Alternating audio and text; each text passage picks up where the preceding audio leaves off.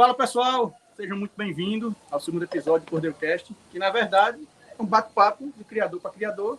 Hoje tem um prazer aqui de conversar com meu amigo Fernando. Antes, quero dar um recado. Eu sempre esqueço, mas hoje lembrei. É só se inscrever aí no canal da gente, tá? Dar um joinha, dar uma curtida. E antes de começar, como a gente sempre gosta de trazer, uma lembrancinha aqui. Meu amigo Fernando. Obrigado.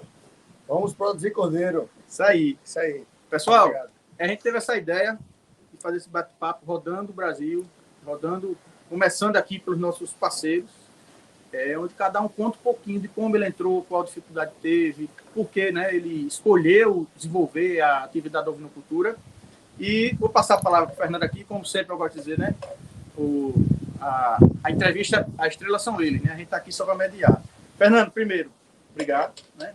Você aceitar aqui, bater esse papo com a gente. Queria que você se apresentasse, falasse, lógico, obviamente, da sua história, mas eu queria que você começasse contando o porquê que você se apresentar e começar contando o porquê que você escolheu trabalhar com o vinho, né? O que foi que lhe chamou? Pô, eu quero trabalhar com isso. Olá, pessoal. Quem não me conhece, sou Fernando Chaves, criador das raças Doppler e White Doppler. Já estamos há 12 anos produzindo cordeiros. E a ideia surgiu naturalmente. Como aqui a propriedade é uma fazenda de reprodução de peixes, basicamente tilápia, eu inseri algumas matrizes de ovelhas santinês para comer justamente a parte de capim que ficava nos taludes dos tanques. Porque eu colocava uma pessoa para fazer essa limpeza. Quando eu chegava na metade do tanque, o que ele já tinha feito, o capim já estava alto. Então, surgiu a ideia daí. E eu colocar alguns animais para que pudessem comer e eu diminuí o meu custo.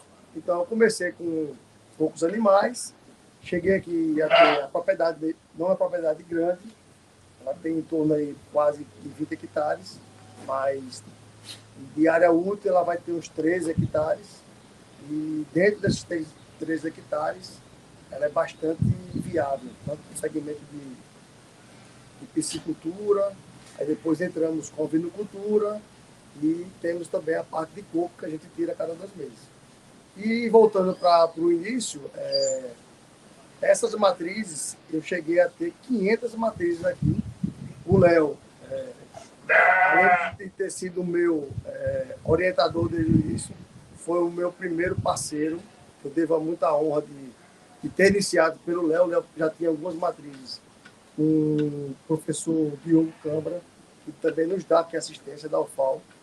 E com essa parceria eu adquiri o primeiro reprodutor, PO, né? PO, que a gente comprou da Paraíba.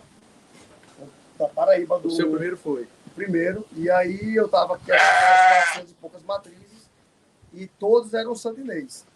E eu precisava dar um choque de... Pô, estava sendo muito animais, muito burrego.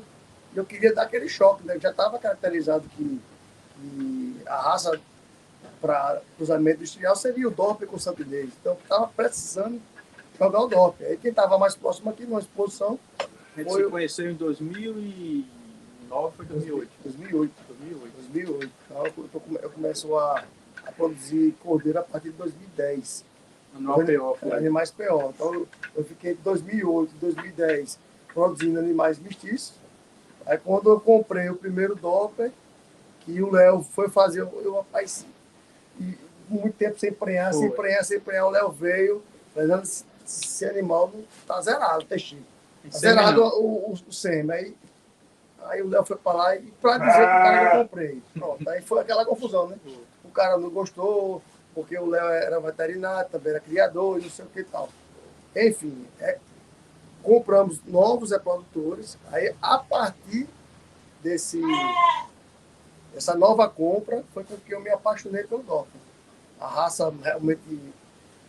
mudou a cara da fazenda. Mudou a cara. Era precocidade, uma raça com bastante músculo, com morfologias. E tem a história que o seu pai já é apaixonado por carne de cordeiro, né? Você sempre comeu muita carne de cordeiro. Sem falar na parte de gastronomia, né? Que a gente já sou criado no meio da No meio da gastronomia, onde meu pai sempre gostou de comer bem, de receber gente. E a gente foi começando a fazer alguns cortes também, e vendo que aquela carne era uma carne mais magra, meu pai sempre reclamava. E aí foi quando o Léo falou, rapaz, a gente tem que investir em qualidade. Em qualidade só vem através do DOP. E foi quando eu, a partir do Léo, entrei no DOP. Como? O Léo tinha, não me lembro, sete matrizes. Não, o Diogo a gente tinha 20 e poucas matrizes, o Diogo tinha 7 das 20 e poucas. Aí o Diogo queria vender, aí você disse, Léo, só compro se for sócio de você, porque eu não sei para onde vai. Disse, então bora, a gente começa. Aí em 2009 você comprou, a primeira exposição que você participou foi a Expo Agro 2009. 2009, exatamente. Então, assim, o Léo me forçou a comprar uma fazenda vizinha dele também lá em Joaquim Gomes. Virou vizinho de fazenda. A fazenda do nome do Léo era Boa Vontade, e daí que surge o Dorper Boa Vontade. Depois de alguns anos que eu me apaixonei. Olha, vou ter que parar aqui rapidinho, segura aí, viu?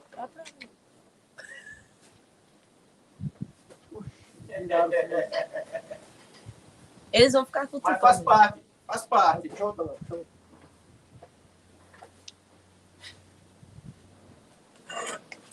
parte aqui. O objetivo mesmo é a gente estar aqui no meio das ovelhas mesmo. Tá rolando, tá rolando. Tá. A gente edita.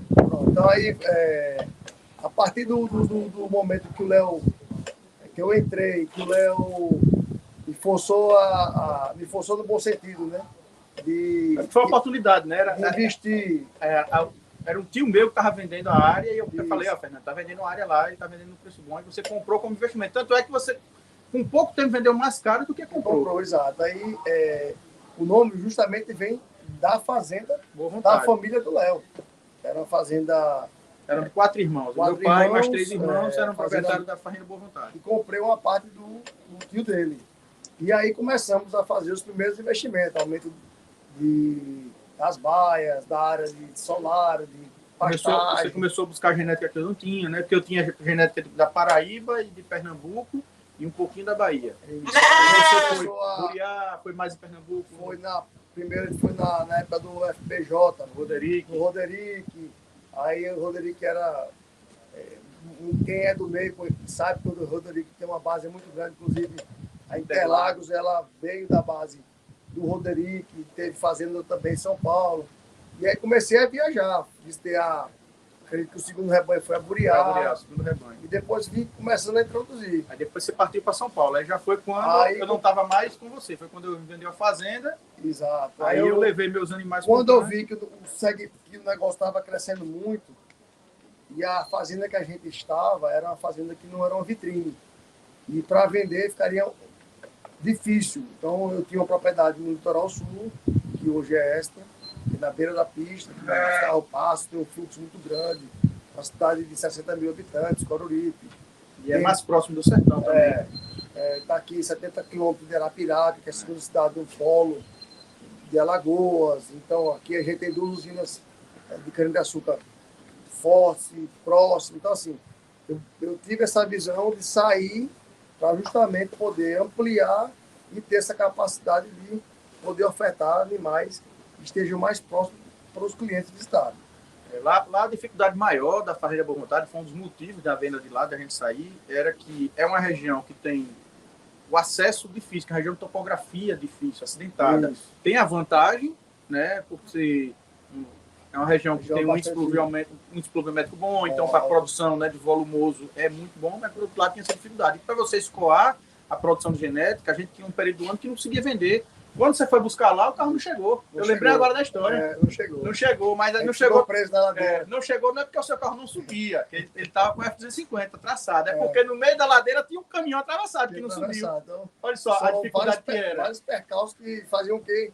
E, somado a isso, a gente comprou a fazenda, e a minha família não foi nem um dia. Só teve uma vez que a família do meu sogro foi. Foi, eu lembro. Você perguntou, Antônio, com a família de sua casa? Inclusive, eu pedi a licença ao Léo para poder usufruir a parte da sede dele, onde ficava a piscina e tal. Então, assim, mas foi um período muito bom, a gente teve muitas experiências, e trouxe tudo aquilo que a gente produzia lá. Foi quando você entrou, além da cá. bovinocultura, além da ovinocultura, entrou na bovinocultura. E lá já fazia em paralelo também a parte de cria, né? Isso. A parte de Nelore. Mas aí, como o segmento, ninguém estava muito satisfeito, minha família não gostava muito, pintou a oportunidade de vender, vendi e investi aqui. E aí, hoje nós pessoa que estamos comprou aqui. a minha parte, fez a proposta E comprou a nossa também. E aí saímos e agora estamos aqui, cada vez mais ampliando. Né?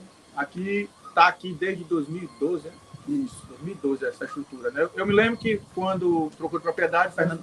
2011. 2011, acho que foi 2011. Foi quando eu morei... Aí eu teve aquela fase que eu morei no Ceará, quando voltei, com pouco tempo, teve essa mudança lá da fazenda. Eu acho que a fazenda que eu vi foi vendida de 2010 para 2011. Né? Exatamente. A gente fez esse projeto junto com você, idealizamos junto aqui. Não, Fernando, fica legal, 2 águas, praças, cada estrutura com solário. Analisamos o vento, né? A questão do vento que vem de lá, Fernando, vem da praia. Né? Vem da praia, então a estrutura ficou muito aqui, a estrutura muito sabia. A estrutura que eu digo para todo mundo, né? Eu digo para todo mundo, olha, um modelo interessante para seguir a estrutura lá do Fernando, porque lá não tem surto de doença. A única vez que teve um problema de doença, que eu me lembro aqui, foi quando trouxe umas receptoras de São Paulo e veio, trouxe uns problemas aqui, mesmo fazendo quarentena, ainda teve um pequeno problema, mas aqui é uma instalação muito respiratório, né? Problema respiratório. Que foi quando a gente introduziu não vou falar porque a internet é aberta, aí disse que a gente está passando tratamento. A gente introduziu um produto que ninguém nunca tinha usado em ovinos e resolveu, hoje todo mundo usa aí. Mas o primeiro rebanho aqui do Nordeste a utilizar foi aqui o rebanho Boa Vontade. Por animais vindo de outros rebanhos. De outros rebanhos. Mesmo fazendo a quarentena na parte da frente da propriedade, a gente, quando trouxe daqui para dentro, foi complicado. E passou para o rebanho. Perdeu alguns animais de... Léo veio, o doutor Diogo veio, a universidade veio. Foi até a gente... Foi difícil. Eu me lembro que eu coletei material para fazer... Para determinar, né, qual a doença. A gente fazia antibiograma, e a gente entrou com um tratamento antes do seu resultado. Quem veterinário tiver assim, a gente sabe que o resultado demora para sair, você não pode esperar, você tem que agir de imediato. Então, eu e o professor Diogo entramos em consenso e falou, Fernando, vamos tratar assim.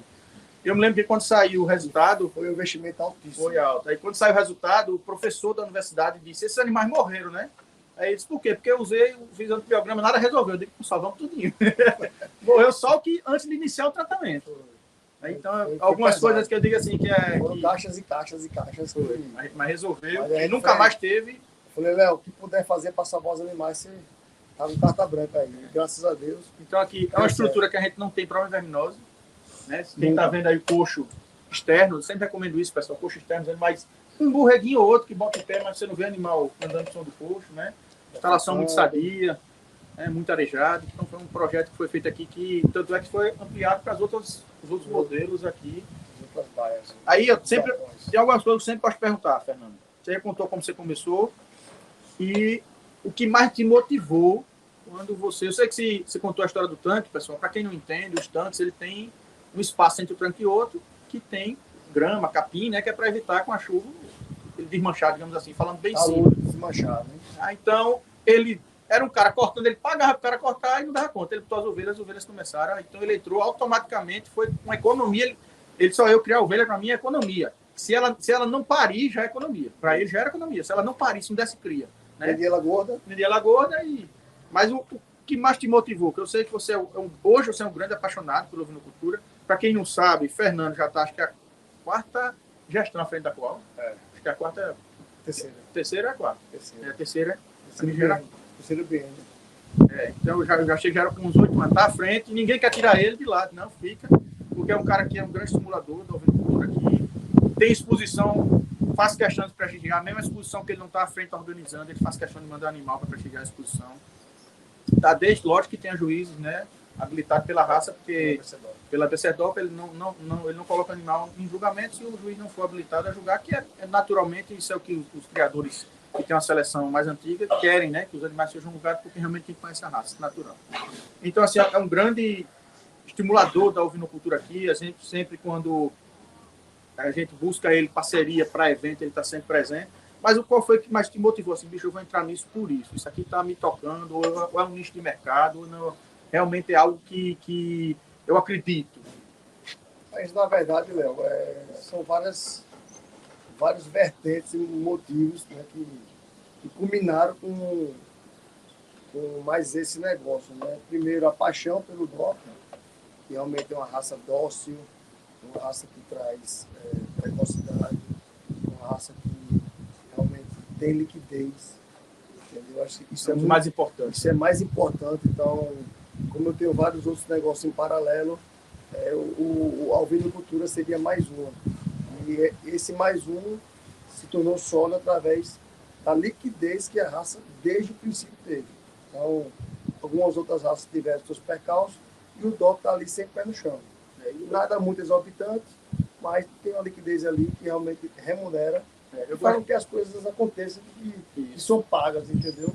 Quando você fala liquidez, eu gosto de falar que é o seguinte: você vende hoje todos os seus borregos, claro que tem níveis diferentes de animais, tem animal para ficha, tem animal para produção de carne para quem já tem um rebanho que já está na seleção, e tem para quem está começando. Como todo rebanho, você produz genética e tem perfil de reprodutor para compradores. Mas você não precisa fazer um leilão, por exemplo, para escoar a produção. Não que o leilão não seja necessário, vejam bem, né? No leilão, eu acredito que é uma forma de democratizar, né, a raça. Você vai favorecer que pessoas que não podem pagar 20 mil reais, 30 mil reais à vista, possam comprar um reprodutor desse preço parcelado, entendeu? E é uma forma também de você divulgar o seu trabalho. Valorize demais quem trabalha com leilão. Mas você não precisa hoje que você escoa tudo que tem ali. Exato. Eu brinco muito com os amigos que são criadores, que às vezes a gente fica sem animais para vender. Inclusive já teve animais que teve períodos que eu peguei até animais com Cacá. Cacá manda os borregos para mim, mandou uns 10 ou 12 borregos. A gente vendeu. Eu peguei alguma coisa do Sidney também, vendi. Mandei cliente para o Sidney da LCB. Não tinha, então assim, a gente não tem vaidade nem é. No dia que eu precisar vender um animal falando mal do outro, eu paro minha criação de imediato. Todo mundo me conhece pelas brincadeiras, mas quando as coisas realmente têm que acontecer, são sérias, a gente faz... É conhecido por movimentar o grupo do WhatsApp. Quando tá parado, você entra para botar fogo. Chega a confusão, né? A confusão no bom sentido, né? Então, assim, a gente realmente faz uma seleção muito séria. A gente aqui não tem pena, realmente, o animal está com problema, descarta, eu brinco até da parte de gastronomia, vai pro meu freezer lá em casa. Quem me acompanha no Instagram, né, sabe que volta e meia eu estou aqui processando esses animais, né? Eu vou junto 10 carcaças, 8, 12. Aí o Léo vem quando? Aí o Léo chega, faz os cortes, bota no balavaco e deixa lá no meus freezer. Então, assim, eu prefiro que o cliente saia daqui sempre satisfeito. Então, assim, quando você fala a questão do leilão, eu não consigo evoluir no DOP de pé na areia, porque, graças a Deus, a gente tem uma facilidade de venda, claro, de escoar a produção.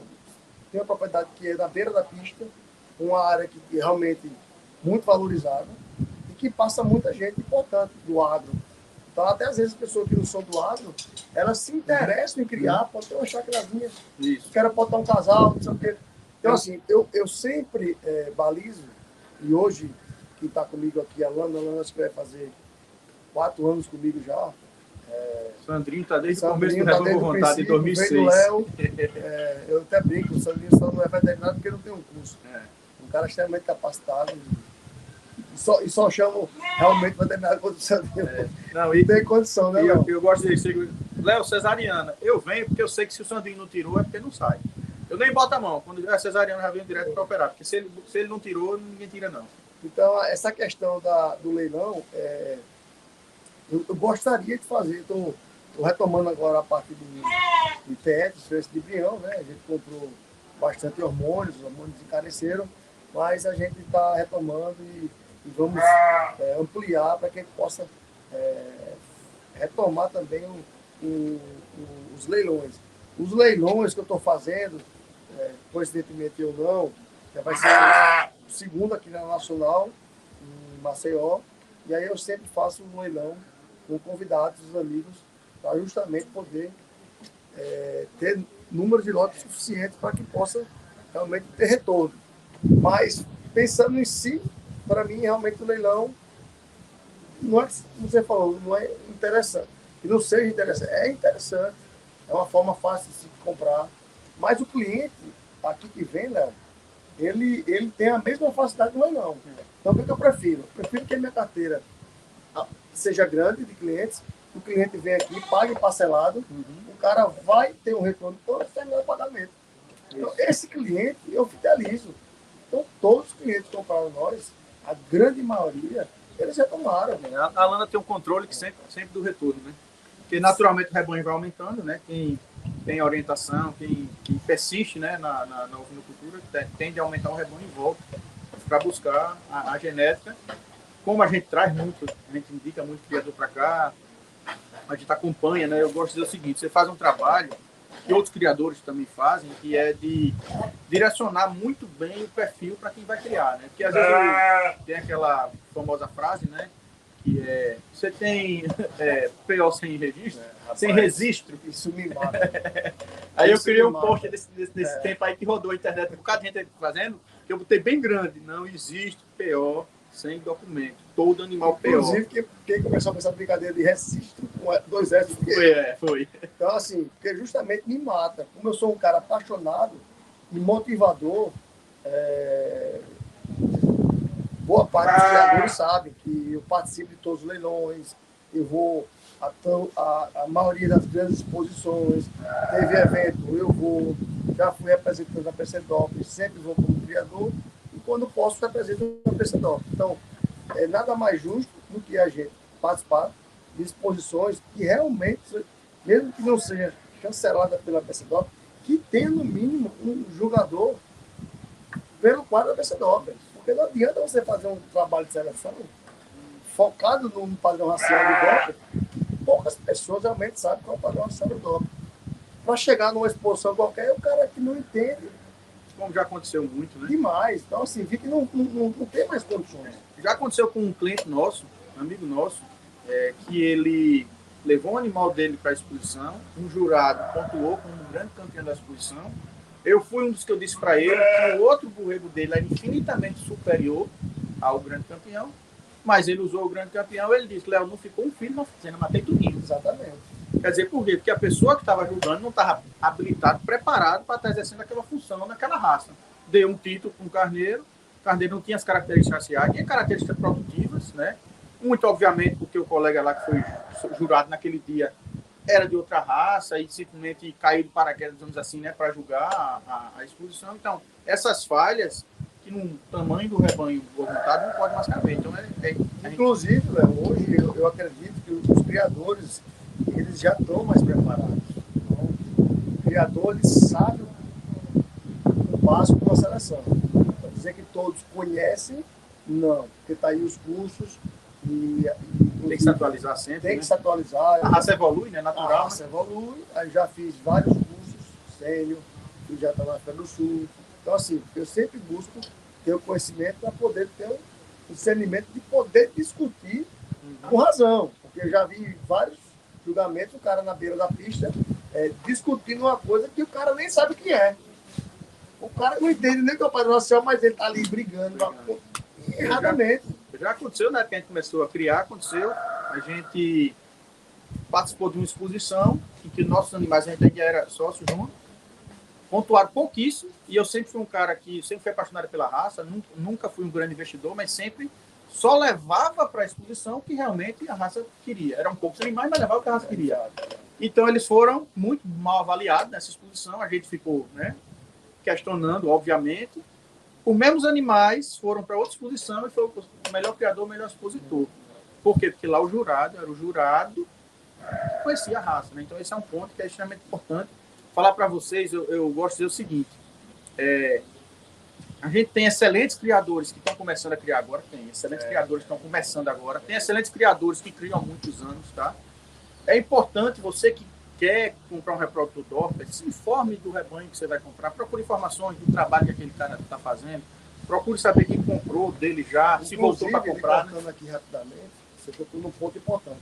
O cliente que vem buscar algum animal, eu sempre falo para a Lana, para os meninos, não precisa comprar imediato. Vem, olha, mostra o que tem. Mostra o que tem. Compare com outros criadores. Isso. Tire suas dúvidas. E aí você vai criar motivos ou mecanismos para poder escolher um reprodutor. Então não vem, então assim, o cara só sai aqui realmente quando ele começa a entender. A compra de impulso é até perigosa, né? Demais, né? Então assim, se o cara comprar por impulso, termina que você, lá na frente, você não vai colher os frutos. Pronto, meu rebanho é pequeno, né? O meu rebanho, depois que a gente separou, o Fernando ficou com vontade, eu abri o afixo do Dorper Brasil. O meu rebanho é pequeno. Aí eu boto sempre para divulgar, vendo poucos borregos no ano. Aí o cara chegou, não, eu quero comprar o borrego agora, que só estava com o disponível no lote. Não, eu já quero pagar ele, mas eu não tenho baia para botar, não sei o que. Eu digo, não. É perigoso.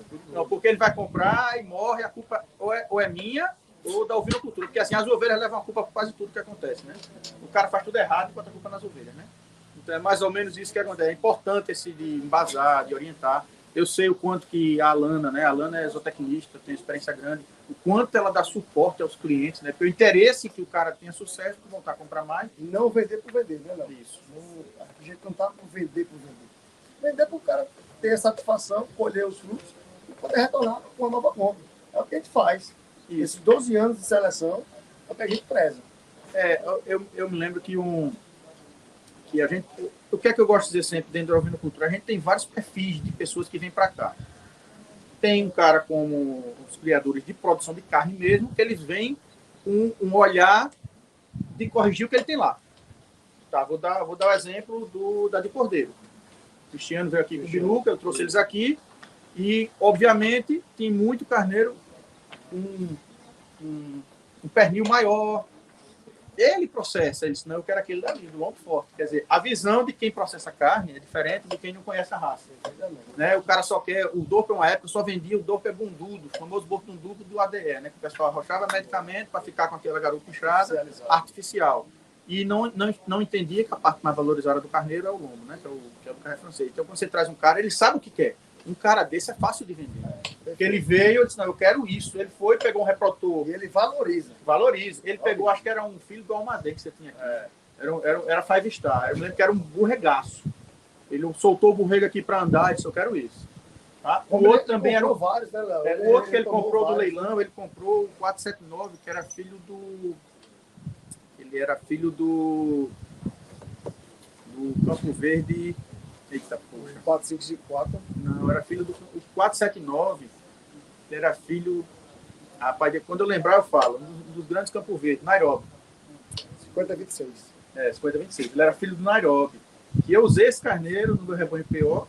Gostei muito da produção. Uma base muito forte dele. De cabeça que foi excelente. Aí, quando ele veio para cá, ele se apaixonou pelo carneiro. Ele comprou no leilão. Ele levou... Aí, depois o carneiro, ele perdeu o carneiro lá, com concorrência, e veio comprar roupa. Aí veio comprar um filho. Isso. Aí eu disse a ele, não leve um filho. Mas pô, a produção é excelente, você vai ficar muito consumido, você tem muitas ovelhas já dele. Aí ele levou um outro carneiro. Aí tem esse perfil, que é fácil de vender. O cara que vem. E tem gente que vem pra cá e não sabe nem o que quer. Eu lembro que a Alana pergunta, eu quero o que você quer. Você quer fazer? Ele eu não sei. Então esse é o cara que realmente você tem que preparar ele, ensinar, ó, bicho, vai por esse caminho. Volta aqui quando estiver pronto, tá? Aí tem uma pergunta que eu sempre gosto de fazer. Qual foi o seu maior desafio? Do que você começou na ovinocultura até hoje? Qual de todos? A gente tem desafios que são nutricionais, sanitários, reprodutivos, funcionários, tem comércio, tem tudo. De todos eles, o que é que você acha que eu sofri um pouquinho com isso e corrigi dessa forma? Eu acho que a própria cadeia, né, de forma geral, ela é um desafio. Falar de parte de manejo, da parte zootécnica, graças a Deus a gente está sempre acompanhado. A gente nunca teve problemas sérios. Toda essa parte, inclusive com o seu calendário, né? O rebanho blindado, a Lana coordena aqui. A gente segue a risca e realmente é primordial para quem está iniciando e para quem já é experiente. Você tem o seu quadro anual. Você, na verdade, foi o primeiro rebanho que recebeu o treinamento do programa Rebanho Blindado. Porque Exatamente. Eu criei esse programa depois do que ocorreu aqui. Exatamente, depois daquele surto. Daquele surto. Aí eu vim, aí os Fernando, vamos dar um treinamento. Você me lembra, veio até a TV Gazeta, que é daqui, veio gravar. Gazeta Rural, veio gravar aqui. A gente fez o primeiro treinamento, não era nem o nome do programa Rebanho Blindado, pessoal. Era o programa de capacitação de manejo sanitário. O nome era um nome bem básico, né? E foi o primeiro rebanho, onde começou, que isso veio da bovinocultura, quando eu trabalhei com bovino na biogênese, a gente fazia isso em fazenda de gado, e não existia de ovinocultura. Então a gente adaptou e o primeiro rebanho voluntário foi o primeiro. Então, assim, o que eu vejo realmente é a cadeia em si, né? A parte de fomento da cadeia. Isso ainda é um pouco preocupante, né? Porque a gente não tem muitas políticas, né, voltadas. Quando tem, é muito burocrático. De forma geral, eu acredito que se tivéssemos uma união maior entre criadores... Você tocou na palavra que eu queria. Entendeu? Seria fundamental. Eu, como presidente da Coal, já tentei por diversas vezes unir o Estado, mas não é fácil. Cada um quer fazer o seu. Já fiz ação para compra conjunta de insumos. Vacina, milho, rapaz, eu consegui um desconto. Soja. Quando eu trabalhava, eu consegui um desconto. Só comprou você e o Cidinho, mais ninguém. A gente fez com os laboratórios, a gente fez com as casas agropecuárias.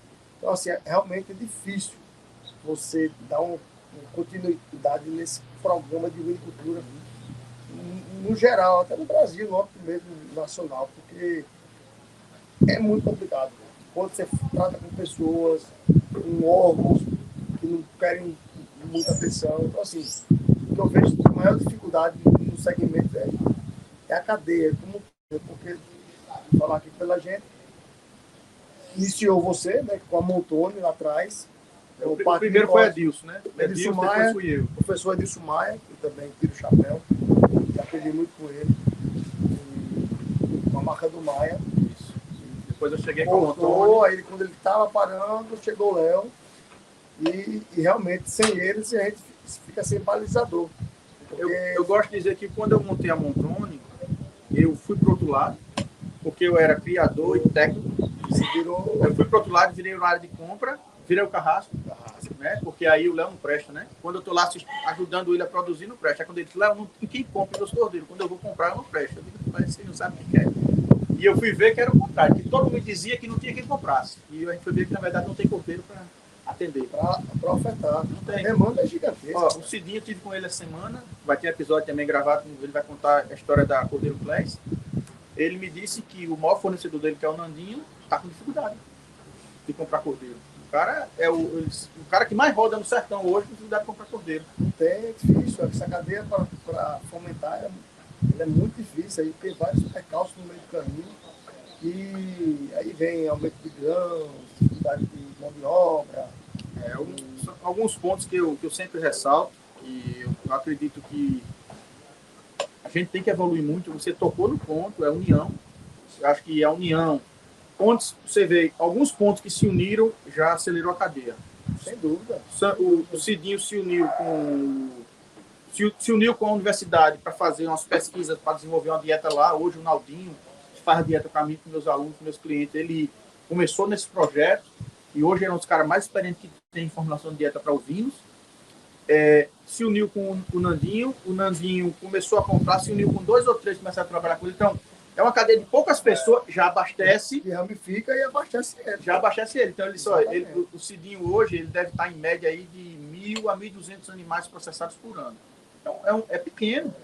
Eu processava por semana 80, cheguei a processar 150 animais na semana, é o que ele processa no mês. Porque ele disse, Léo, não adianta eu estar querendo ter uma grande produção aqui dentro, para ter um mês, não ter no outro, e eu querer abastecer hotel, restaurante, num mês não conseguir no outro. Então eu prefiro trabalhar com o que eu tenho, com a minha margem, com o meu... Ele vai contar mais da história dele, não vou entrar muito aqui na história dele não, para não atrapalhar. Já que a gente falou nessa parte de dificuldade, o que é que você diria para quem está começando? Assim? Olha, o cara... Vamos falar de genética, né? Que é o seu trabalho de seleção, você é uma das referências da raça Doppler, sempre está entre os melhores criadores da raça. O cara que quer fazer isso que você faz aqui, Léo, a gente tem muita gente entrando na raça de forma que eu acho que não com raciocínio correto, porque assim, sempre que você vai entrar no negócio, você tem que entender o negócio em si. Aí eu gosto de falar que o problema ainda da ovinocultura é que o cara entra por amor, por sem razão. Ele entra assim, vê umas ovelhas, isso é muito lindo, eu quero criar. Aí não sabe como cria. Pela emoção. Sem a razão, ela é mais cruel, né? Então, assim, quem está iniciando, eu sempre falo, né? Que é importante você estudar, saber a área que você está entrando, né? Muita gente se preocupa em entrar, aí primeiro faz uma estrutura, ao invés de fazer a comida. Então é importante fazer primeiro a comida, depois a estrutura, e quando tiver os dois, você pensar em adquirir animais. A ordem que eu sempre falo é essa. Capacitação, conhecimento, depois comida, estrutura e depois animais. Parece uma coisa lógica, mas as pessoas não fazem. Aí entra a emoção. O cara tá louco para comprar um animal, entra num rebanho, vê os animais tudo bonitos, tudo tosquiados, o cara se apaixona, quer levar de todo jeito. Quando leva, o cara mal tem uma baia, o cara mal tem uma comida. Ou então tem um piquete lindo na época de chuva, que aqui a época de chuva da gente é diferente de parte do Brasil, né? E tudo verde, bota as 10 ovelhas lá, vai ter comida no todo. Com 3 meses acabou. Acabou. Começa a passar os perrengues, né? Déficit nutricional, medicamento, a estrutura que não é boa, ou levar uma estrutura no inverno, né? O cara sofre muito com chuva, com umidade, e começa a surgir os problemas, mas começa a definir com ele. Aí geralmente esse cara não volta mais fácil. Por quê? Ele não estudou, ele não aprofundou. Bota a culpa nas ovelhas. E bota na culpa das ovelhas, porque as ovelhas não são resistentes, pelo contrário, são altamente resistentes, desde que você dê condições a ela. Não é como um boi que você solta no pasto e bota lá o sal e aplica uma medicação ao ano. O problema é esse, né? Que o pessoal tem um parâmetro da ovelha como uma vaca, né? Tem uma frase famosa que todo criador de ovino fala, né? Que a ovelha não é uma vaca pequena. Se você soltar no sertão, um lote de vaca e um lote de ovelha, e não der trato, pode ser certeza que as ovelhas vão sobreviver e as vacas vão morrer. Pode ter certeza. Agora, se você soltar na zona da mata, região que chove, as vacas vão sobreviver e as ovelhas vão morrer. Ah, ovelha não dá para criar na zona da mata? Dá. Inclusive, a região da gente que começou era a zona da mata. Até onde eu crio hoje, né? Chovendo, chegou a 3 mil lá, até chegar na tua fazenda. 3.500 já passou. Olha pra aí, a minha tá perto de 3 mil e pouquinho. Quer dizer, 3 mil milímetros no ano. As ovelhas estão lá. Não morreram. Então, não é a umidade que mata a ovelha, e sim não saber manejar a ovinocultura em ambiente úmido. É totalmente diferente. Obviamente que as ovelhas, né, requer um pouco mais de atenção. Mais atenção. A estrutura voltará para isso. Essa época do ano. Época mais fria. Essa época do ano, por exemplo, em cima na questão da hemeriose, está tendo muito caso. Eu recebo muita pergunta, muito aluno, Léo, hemeriose está tendo muito caso. Se você tem uma umidade com sol, hemeriose que é isso. Né? Então, assim, são pontos que necessitam o ajuste para você desenvolver a atividade. Né? Então, quem quiser entrar, busque conhecimento, aprofunde, estude, visite propriedades. E eu acredito que nós nunca deixamos de receber ninguém. E acredito também que outros não deixarão. É até um orgulho, né? Satisfação receber. Né? Poder discutir, passar conhecimento. Aqui a gente não guarda conhecimento. E guardar conhecimento não leva a nada, você só tem a perder. Então, a troca de experiência ela é fundamental. Então, assim, estude e aprofunde, que aí você vai entrar de uma forma mais correta. A gente está aqui se aproximando da Expo Agro, a gente está aqui em Alagoas. A Expo Agro esse ano vai ser uma festa muito aguardada pelos produtores, porque é a reinauguração do parque de pecuária. O parque era um parque muito antigo, que já necessitava de uma reforma há anos, e a associação vinha lutando para conseguir, né, essa reforma, e conseguiu esse ano. Né? Você faz parte da diretoria, está à frente disso aí. O presidente Domício Silva, eu acho que não foi sozinho o trabalho dele, mas foi que liderou, né? Foi fundamental o trabalho dele para essa reforma. Então, é um parque que vai receber muito bem todos os criadores, e pela primeira vez na história do parque vai ter a nacional do Santinês, em seguida a nacional do Doppler. Então vai ser uma festa assim mesmo para 2 semanas de festa, que vai ser a primeira vez que vai acontecer isso, né? Porque já teve nacional do Santinês e nordestina do Doppler, mas nacional das duas raças. Como não cabe as duas no mesmo espaço, optou-se para uma começar antes e depois a outra. Então vai ser 2 semanas de festa. De festa, né? Da ovinocultura, não só da ovinocultura, mas falando da nossa área aqui. Então, eu queria que você fizesse o convite oficial, né, para os criadores, falasse as datas, como faz para se inscrever, quem ele procura, né? Pode deixar aí o contato, a gente pode colocar no vídeo na descrição, tá? Da ABC Doppler. Mas eu queria que tivesse o convite oficial. Gostaria de convidar todos para a Nacional das raças Doppler e White Doppler. Está debutando, né? 15 anos, né? Exatamente, 15 anos na festa. E vai iniciar no dia 30 de outubro a 6 de junho.